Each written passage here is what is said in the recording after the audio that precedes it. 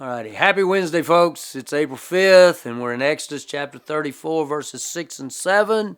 God's meeting with Moses. The Lord passed in front of him and proclaimed, the Lord is a compassionate and gracious God, slow to anger and abounding in faithful love and truth, maintaining faithful love to 1,000 generations, forgiving iniquity, rebellion, and sin, but he will not leave the guilty unpunished, bringing the consequences of the father's iniquity on the children and grandchildren to the third and fourth generation.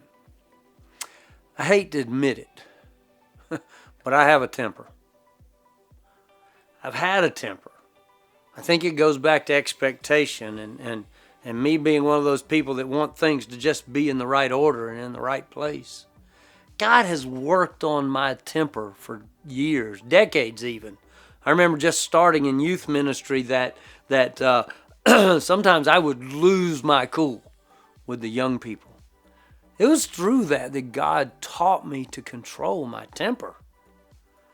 You see, because God is God, his temper is never out of control. He is slow to anger.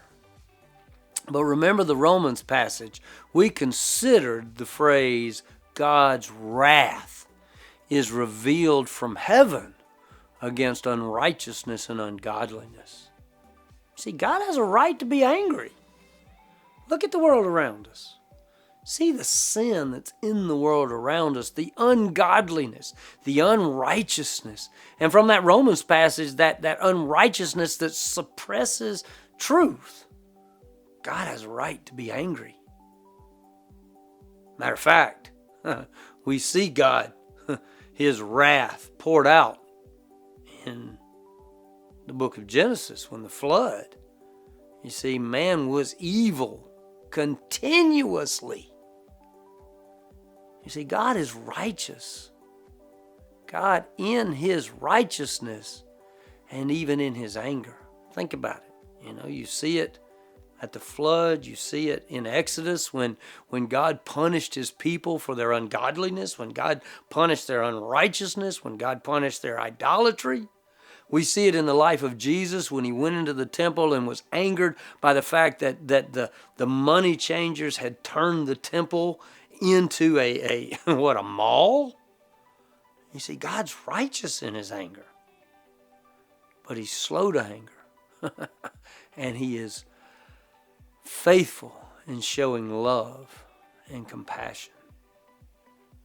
See, in this relationship that we have with God, when God calls to us and we respond and we move in his direction and we meet with him and we hang out with him, it's like Moses on the mountaintop. Exodus 34 verses 6 and 7, the Lord passed in front of him and proclaimed, the Lord is a compassionate and gracious God, slow to anger and abounding in faithful love and truth, maintaining faithful love to 1,000 generations, forgiving iniquity, rebellion, and sin. But he'll not leave the guilty unpunished, bringing the consequences of the father's iniquity on the children and grandchildren to the third and fourth generations.